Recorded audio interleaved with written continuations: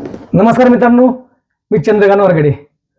आज आपण एका महत्वाच्या विषयावरती मी तुम्हाला माहिती देणार आहे की त्या ठिकाणी आपण प्रत्येक वेळेला एखादी तक्रार देतो आणि तक्रार दिल्यानंतर आपण अपेक्षा करतो की त्या तक्रारीवर कारवाई होईल किंवा तक्रारीची दखल घेतली जाईल. परंतु एवढं तरी आपलं प्रशासन किंवा एवढे आपले अधिकारी एवढे कार्यक्षम नाहीत की ते आपल्या फक्त तक्रारीवर आपण दिलेल्या तक्रारीची दखल घेतील किंवा त्याच्यावरती कारवाई करतील.